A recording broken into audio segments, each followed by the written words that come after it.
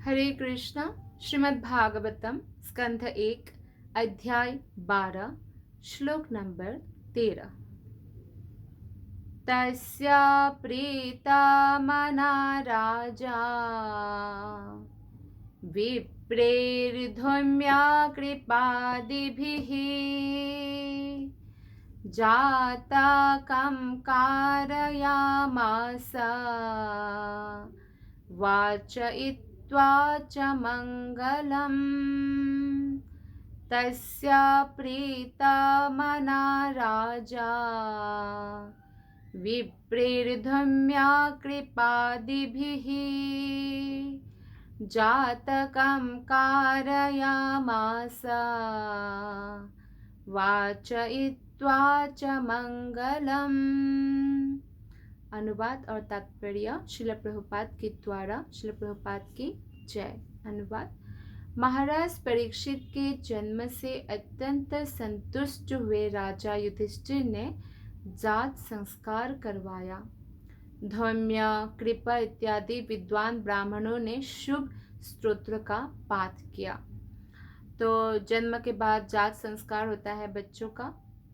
तो वर्णाश्रम में वर्णित संस्कार है उसका पालन कर, उसका संस्कारों को संपन्न करने में निपुण, श्रेष्ठ, बुद्धिमान ब्राह्मणों की आवश्यकता होती है। जब तक ये संस्कार संपन्न नहीं किया जाता है तब तक अच्छी संतान की संभावना नहीं है।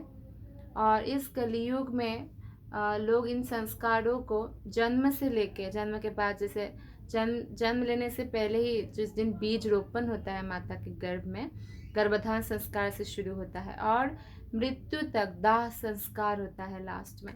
तो बहुत सारा संस्कार का पालन करना होता है। संस्कार का मतलब ही है शुद्धिकरण। तो इस प्रकार संस्कार अगर संपन्न नहीं किया जाता है तो फिर वो लोग शुद्र गुण को प्राप्त होते हैं, तमोगुण को प्राप्त होते हैं, या तो उससे भी निम्न कैटेगरी के बन जाते हैं। किंतु समुचित सुविधाओं तथा उत्तम ब्राह्मणों के अभाव के कारण इस युग में वैदिक संस्कार का पुनरुद्धार कर पाना संभव नहीं है। लेकिन एक बात है कलियुग में खासकर, जैसे पुराने जमाने में ऐसे ब्राह्मण होते थे, पुराने ज़माने मतलब सत्ययुग, त्रेता युग या द्वापर युग में, कि इतना पावरफुल ब्राह्मण कि अग्नि देवता को प्रार्थना करके ही, मंत्र के द्वारा ही प्रार्थना करके ही यज्ञ में अग्नि देवता का आवाहन कर सकते थे। तो इसलिए पहले के समय में अश्वमेध यज्ञ आदि मना नहीं था, लेकिन कलयुग में मना है क्योंकि ऐसे ब्राह्मण प्राप्त करना असंभव है। लेकिन इस युग के लिए एक दूसरी पद्धति की संस्तुति किया गया है और वो है पांचरात्रिक पद्धति। तो ये पांचरात्रिक पद्धति शूद्र श्रेणी के लोगों पर भी लागू की जाती है और ये इस काल के कलियुग के लिए संस्कार विधि है। इससे भी शुद्ध हो जाते हैं। नारद मुनि, नारद पंचरात्र भी में बताते हैं। तो ये संस्कार विधि जो है केवल आध्यात्मिक विकास के निमित्त के लिए है, अन्य किसी कार्य के लिए नहीं है। और आध्यात्मिक विकास अगर किसी का हो रहा है तो वही एक्चुअली सर्वोत्तम नर है या मनुष्य है। आध्यात्मिक उन्नति कभी उच्च या निम्न पैतृकता से नियंत्रित नहीं होती कि ये स्कूल में जन्मा हुआ है, मतलब कुल मतलब जैसे नीच कुल है, उच्च कुल मानते हैं समाज के अनुसार। तो ऐसा नहीं है कि ये इस कुल में जन्म ग्रहण किया है तो ये भक्ति नहीं कर सकते हैं, ऐसा नहीं है। या ये जो है वैदिक संस्कार नहीं कर सकते हैं, ऐसा नहीं है। तो श्रीमद् भागवतम में 3rd कैंटो 33 चैप्टर के 6 श्लोका में बताया गया है, यन्नामधेय श्रवणानुकीर्तनात् यत्प्रवणाद्य स्मरणादपि क्वचित् स्वादोऽपि सद्यः सवनाय कल्पते कुतः पुनस्ते भगवन्नु दर्शनात्।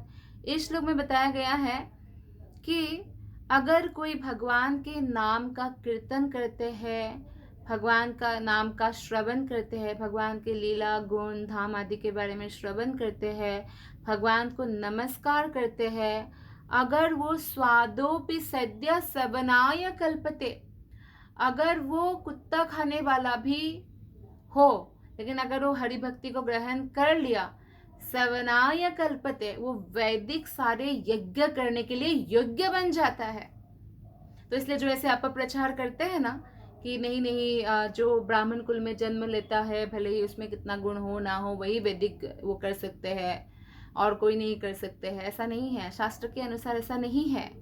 अगर वो कृष्ण भक्त बन चुके हैं, भले ही वो जन्म कैसे भी कुल के हो, तो वही अहो बतो स्वपचो तो गरियान, अगर वो कुत्ता खाने वाला भी था पहले, लेकिन आप हरि भक्ति में आ चुके हैं तो वैष्णव है, और वैष्णव ही सर्वश्रेष्ठ है, सबसे पूजनीय है, ये भागवत का कहना है। तो इसलिए ये इम्पोर्टेंट है कि हम जो है, अगर हम आध्यात्मिक उन्नति करना चाहते हैं तो हम भगवान कृष्ण के नाम का जप करें, कम से कम 16 माला हरे कृष्ण महामंत्र का जरूर करना है हमें। गर्भाधान संस्कार के बाद अन्य संस्कार होता है, जैसे सीमांतोन्नयन सदभक्षणम, तो ये गर्भावस्था काल में भी होता है ना माता का, जैसे कोई 3 महीने में 5 महीने कुछ होता है संस्कार, और बच्चे जन्म के बाद भी पहला संस्कार जात कर्म होता है। तो ये संस्कार महाराज युधिष्ठिर द्वारा राजपुरोहित धौम्य तथा महान सेनापति एवं पुरोहित कृपाचार्य जैसे योग्य ब्राह्मणों की सहायता से संपन्न कराया गया। बहुत सारे योग्य ब्राह्मण थे। तो महाराज युधिष्ठिर ने इन दोनों विद्वान तथा योग्य पुरोहितों की सहायता के लिए तमाम उत्तम ब्राह्मणों को लगाया। कृपाचार्य जैसे उनके ब्राह्मण हैं, या राज पुरोहित का नाम था धौम्य, तो इनकी सहायता के लिए और भी जितना भी ब्राह्मण चाहिए उन्होंने लगा दिया, और इस तरह उन्होंने उत्सव को संपन्न कराया। अतएव सारे संस्कार अर्थात शुद्धिकरण की विधियां मात्र ऐसा नहीं है कि अच्छा ये फॉर्मेलिटी है कर दो, या कोई सामाजिक उत्सव है, ये जरूरी है। और इस युग में धौम्य या कृपाचार्य जैसे ब्राह्मण तो उपलब्ध भी नहीं होते हैं। इसलिए पतित युग के लिए हमें क्या करना चाहिए, अगर बच्चे का जन्म होता है तो कोई वैष्णव ब्राह्मण को बुलाना चाहिए। और मतलब कहने का तात्पर्य यह है कि ऐसा कुछ करना चाहिए जिससे हरि भक्ति में उन्नति हो। हरि कीर्तन करना, हरि कथा रखना, कृष्ण प्रसादम बांटना आदि बच्चों के जन्म दिवस इस तरह मनाया जा सकता है। और सबसे इम्पॉर्टेंट है कि बच्चे को भगवान श्री कृष्ण के नाम पर या कृष्ण के भक्तों के नाम पर नाम देना चाहिए। फॉर एग्जाम्पल कृष्ण का नाम है माधव, मुकुंद, तो ये सब कृष्ण का नाम है। श्याम सुंदर, अजीत, कुछ थोड़ा मॉडर्न नाम चाहिए तो भी है कृष्ण का, जैसे लगे कि लोगों को, तो भी कृष्ण का नाम ही रखना चाहिए। और भक्तों का नाम भी रखना चाहिए, जैसे अर्जुन का ऐसे थोड़ा मॉडर्न अगर आप देखेंगे पार्थ नाम काफ़ी मॉडर्न भी है एक प्रकार से। ध्रुव महाराज कृष्ण के भक्त है, तो ध्रुव मॉडर्न भी हुआ और वो भी हुआ है ना। तो इस प्रकार से नाम देना चाहिए भगवान के नाम पर या भक्तों के नाम पर, है ना। ध्रुव है, प्रहलाद है, भक्तों का नाम है। तो कृपाचार्य महर्षि सरदबन के पुत्र थे एक्चुअली, और गौतम के वंश में उत्पन्न हुए थे। उनका जन्म कृपाचार्य का अकस्मात घटना कही जाती है। संयोगवश जो है महर्षि सरदबन की भेंट जनपदी नामक स्वर्ग की एक बहुत ही प्रसिद्ध अप्सरा से हुई। तो जो सरदबन महर्षि थे, तपस्वी थे वो बहुत बड़े, उनके वीर्य 2 भागों में बढ़ गया, और एक भाग तुरंत बालक बन गया और दूसरा भाग बालिका। तो इतना पावरफुल होते हैं एक्चुअली ऋषि लोग। तो इस प्रकार जुड़वा बच्चा उत्पन्न हो गया। तो बालक कृप के नाम से जाना गया और बालिका कृपी के नाम से विख्यात हुई। कृपाचार्य की बहन का नाम है कृपी। महाराज शांतनु को जंगल में शिकार करते समय ये दोनों शिशु मिले, और घर ले जाकर फिर महाराज शांतनु ने इनका संस्कार करवाया। मालूम था ब्राह्मण है, बच्चे ब्राह्मण के हैं, तो ब्राह्मण पद भी उनको प्रदान किया। और बाद में क्या होता है, कृपाचार्य का जो बहन है उनका विवाह द्रोणाचार्य से होता है। जो द्रोणाचार्य जो है कौरव और पांडवों के गुरु थे, शिक्षा प्रदान किया अस्त्र शस्त्र का। तो इस प्रकार से कृपाचार्य जो है द्रोणाचार्य के समान ही बहुत महान थे, युद्ध कौशल में सेनापति थे। तो कालांतर में कृपाचार्य कुरुक्षेत्र के युद्ध में सम्मिलित हुए बाद में, और जैसे द्रोणाचार्य भी दुर्योधन के साइड में थे, तो कृपाचार्य भी दुर्योधन के साइड में ही थे। तो उसके बाद कृपाचार्य महान परीक्षित के पिता अभिमन्यु को मारने में सहायक बने, लेकिन द्रोणाचार्य के ही समान महान ब्राह्मण होने के कारण वे अभी भी पांडव कुल द्वारा सम्मानित थे, बल्कि उन्होंने गलत तरीके से मारा था। अभिमन्यु सिर्फ 16 साल का था, लेकिन फिर भी पांडव जो है बहुत गुणी है, वो हमेशा गुरुजनों की सेवा ही करते हैं, सम्मान ही करते हैं, फिर भी हमेशा वो सम्मानित ही माने जाते हैं। तो जब दुर्योधन ने द्वितीय क्रीड़ा में हार गए, और तब दुर्योधन हार नहीं गए, दुर्योधन ने तो शकुनी को बोला कि शकुनी मामा खेलेंगे मेरी तरफ से, तो युधिष्ठिर हार गए। तो लोगों ने चीटिंग भी करते हैं दुर्योधन इस प्रकार से, तो हार गए।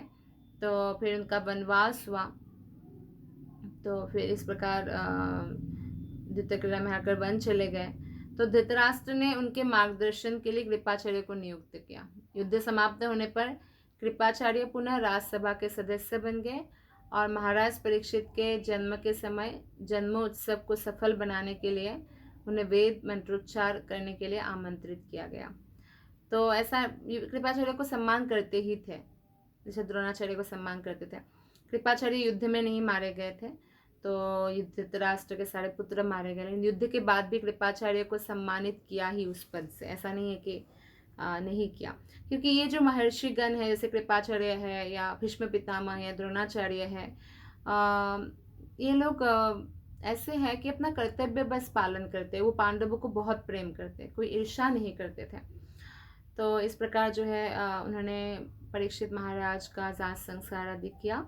और जब महाराज युधिष्ठिर राजप्रसाद त्याग कर हिमालय के लिए महाप्रयाण करने लगे, तब वे महाराज परीक्षित को शिष्य रूप में कृपाचार्य को ही सौंप दिया था युधिष्ठिर महाराज ने, यानी परीक्षित महाराज ने भी कृपाचार्य से ही सीखा, और उन्होंने संतुष्ट होकर घर का त्याग किया। फिर युधिष्ठिर महाराज ने, युधिष्ठिर महाराज परीक्षित महाराज का बहुत ध्यान रखते थे, क्योंकि उनके पिता तो युद्ध में मारे जा चुके थे, तो घर के बड़े थे युधिष्ठिर महाराज। तो फिर परीक्षित का भार जब कृपाचार्य ने संभाल लिया, तो युधिष्ठिर खुशी खुशी फिर तपस्या करने के लिए चले गए और घर का त्याग कर दिया। बड़े बड़े शासक, राजा तथा सम्राट तक कृपाचार्य जैसे विद्वान ब्राह्मणों के मार्गदर्शन में रहते हुए समुचित रूप से राजनीतिक उत्तरदायित्व निभाते थे। तो कर्तव्य परायण थे, कृपाचार्य हुआ या द्रोणाचार्य हुआ, कर्तव्य परायण थे। श्लोक नंबर 14।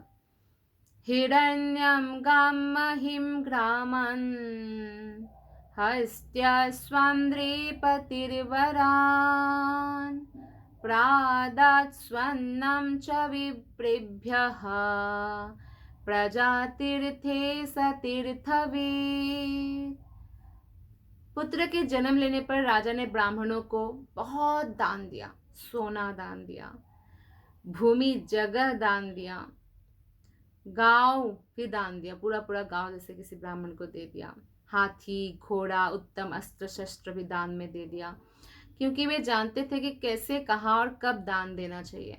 अभी कलयुग में बहुत लोग नहीं जानते हैं, ऐसे ही दिल द्रवित हो गया, देख लिया फटा पिटा कपड़ा पहना हुआ है, लेकिन ये नहीं देखते हैं कि इनको अगर मैं दान दूंगा, यंग है फिर भी भिख मांग रहे हैं, और ये पैसा कहाँ ले जा रहे हैं, शराब में या जुआ में, तो उसका भी पाप हमें लगता है, क्योंकि हमारा कमाया हुआ धन है ना, मैं अपात्र में दान दिया। जिस प्रकार आपने अगर आपकी पुत्री को, बेटी को किसी अपात्र में दान दिया, तो उससे दुख उत्पन्न होगा, वो दुख आपको भी लगेगा, क्योंकि अपात्र में दान दिया ना आपने अपनी पुत्री को। ठीक उसी प्रकार में आपका मेहनत का कमाया हुआ धन अगर आप ऐसे लोगों को, जो बाहर से कुछ और अंदर से कुछ है, ऐसे लोगों को दान दिया, तो उसका पाप आपको भुगतना पड़ेगा।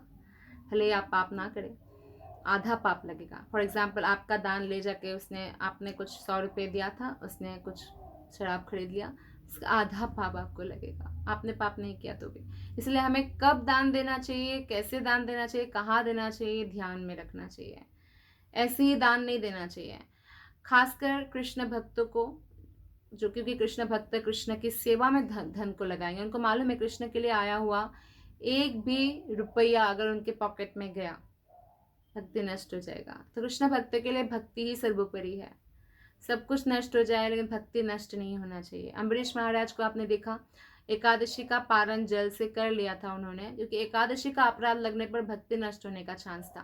लेकिन दुर्वासा मुनि अगर श्राप भी देंगे तो ज्यादा से ज्यादा उनकी जान ही ले लेंगे। जान जाने से यानी शरीर नष्ट होने से आत्मा नष्ट नहीं होता, लेकिन भक्ति नष्ट होने से सब कुछ नष्ट हो जाता है। तो ये बुद्धिमान है भक्त लोग। तो इस प्रकार से हम देखते हैं कि दान कैसे कहाँ देना चाहिए।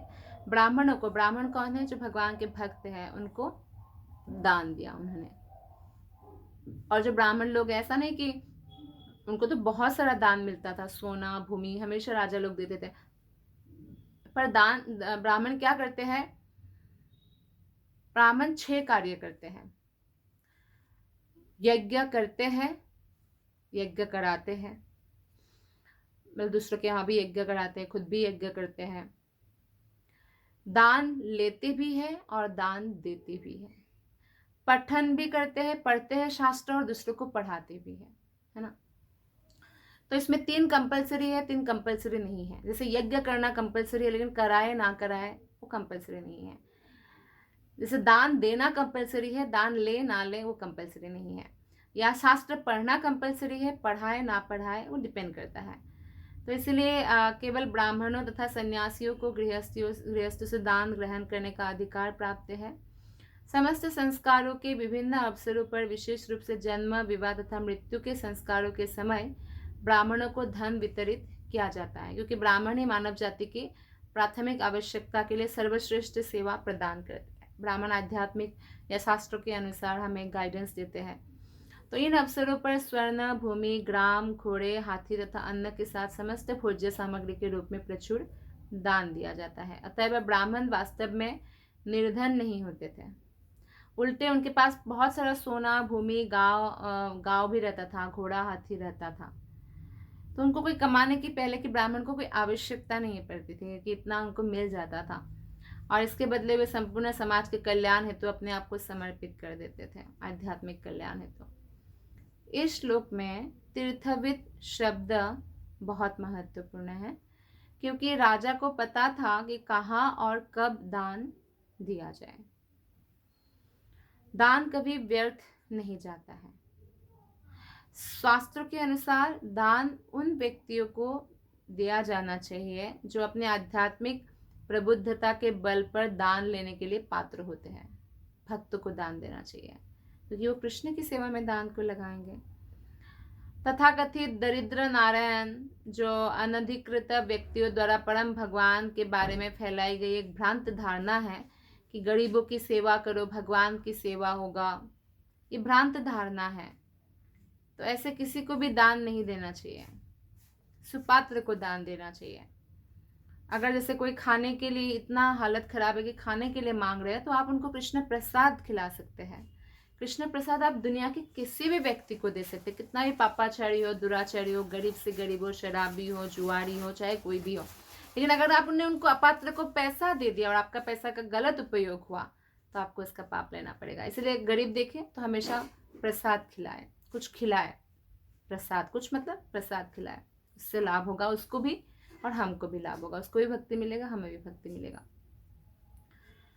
तो निष्कर्ष यह निकला कि बुद्धिमान व्यक्तियों या भगवान की सेवा में लगे हुए ब्राह्मणों का इस तरह पालन होता था कि उन्हें शरीर की आवश्यकताओं की चिंता ही नहीं रहती थी, तथा राजा एवं अन्य गृहस्थ खुशी खुशी उनके सुख का ध्यान रखते थे।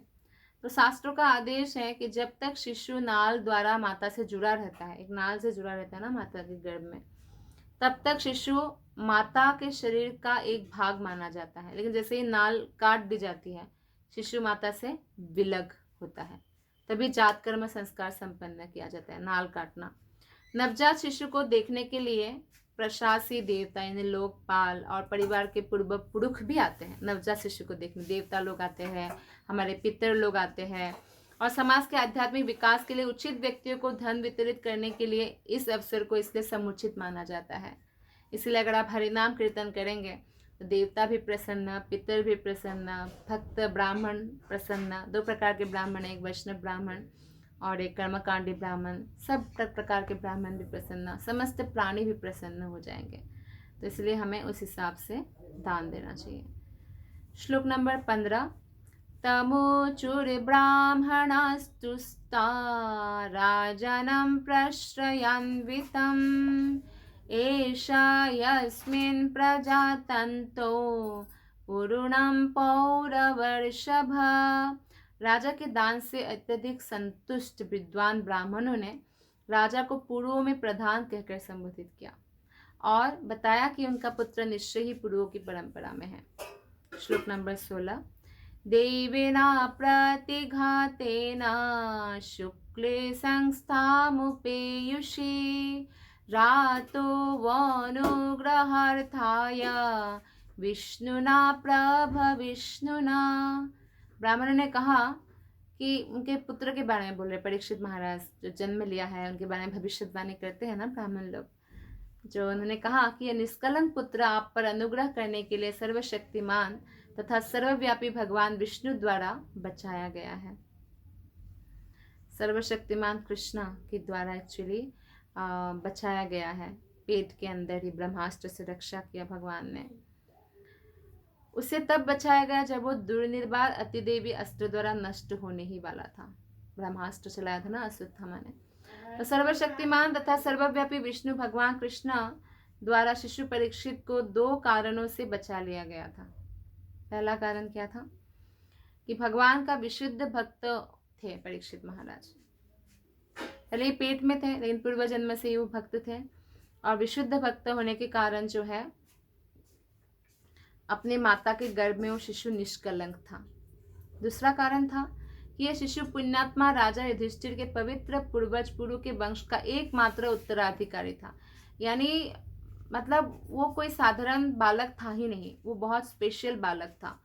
तो उसको बचाना जरूरी था सर्व कल्याण के लिए, पूरे लोगों के कल्याण के लिए, मतलब पूरे पृथ्वी लोक के, क्योंकि वो धर्मात्मा था और धर्मात्मा जब शासन करते हैं तब प्रजा को पुत्रवत शासन करते हैं। तो भगवान चाहते हैं कि पवित्र राजाओं की परंपरा चलती रहे जिससे वे शांतिमय तथा संपन्न जीवन की वास्तविक प्रगति के लिए उनके प्रतिनिधियों के रूप में पृथ्वी पर राज्य करें। तो इसीलिए तो कुरुक्षेत्र का युद्ध हुआ था। जो ऐसे अवांछित राजा थे उनका भगवान संहार करके पृथ्वी को भार से मुक्त करना चाहते थे। पृथ्वी के ऊपर भार हो गया था और धार्मिक राजा युधिष्ठिर को राजा बनाना चाहते थे। इसलिए तो परीक्षित महाराज ऐसे ही धार्मिक राजा युधिष्ठिर के परंपरा के हैं, पुरु वंश के, तो उनको रक्षा करना ही था भगवान को। तो इसीलिए अभिमन्यु जो है, अभिमन्यु पुत्र महाराज परीक्षित ही एकमात्र उत्तराधिकारी था। द्रौपदी के भी 5 पुत्र को तो अश्वत्थामा मार ही चुके थे सोते हुए। तो इसलिए ब्रह्मास्त्र से उनकी रक्षा किया। तो भगवान श्री कृष्ण के ही पूर्णांग से विष्णु और विष्णु रूप में, क्योंकि 4 हाथ में भगवान, 4 हाथ विष्णु रूप में होते हैं और कृष्ण रूप में 2 हाथ होते हैं। तो विष्णु रूप में उनको दर्शन दिया था, अंगुली जितना साइज भगवान ने लेके उनको दर्शन दिया था। और शिशु जैसे भगवान कृष्ण के सारे कार्यकलाप जो होते हैं विष्णु द्वारा संपन्न किए जाते हैं। आप ये कह सकते हैं कि गोलक धाम में कृष्ण रूप में भगवान स्वयं कृष्ण है, ब्रजेंद्र नंदन श्री कृष्ण, वो अपना विस्तार करते हैं वैकुंठ। बाकी वैकुंठ में, वैकुंठ जगत क्या है, ऑफिस की तरह है विष्णु रूप में। तो जैसे कि आपके घर में कोई व्यक्ति है, पिता हो सकते हैं, पति हो सकते हैं या पुत्र हो सकते हैं, तो घर में उन ऐसे ही रहते घर के सदस्य की तरह, लेकिन जब ऑफिस जाते हैं उनका कोट सूट पैंट ड्रेस बदल जाता है, ऑफिस में बिहेवियर बदल जाता है। तो इस प्रकार से तो अगर घर का ही सदस्य ऑफिस में काम करते तो वहाँ वो लोग फॉर्मल बिहेवियर करते, लेकिन घर में घर के लोगों की तरह बिहेव करते हैं। तो ऐसा ही है, गोलक वृंदावन में घर जैसा माहौल है और वैकुंठ ऑफिस है, वहाँ बहुत डिसिप्लिन की ज़रूरत है। सभी भक्त जो है दास्य भाव में है। तो भगवान सारे कार्य जो है विष्णु रूप में संपन्न करते हैं। शिशु परीक्षित को यहाँ पर निष्कलंक श्वेत कहा गया है क्योंकि वे भगवान के अनन्य भक्त थे। तो कृष्ण का एक ही काम है, बंसी बजाना और गोप बालकों को गोपियों के साथ आनंद करना, माता यशोदा को आनंद प्रदान करना। तो यहाँ पे परीक्षित महाराज क्योंकि अनन्य भक्त थे, जो अनन्य भक्त थे भगवान का वो निष्कलंक होते हैं।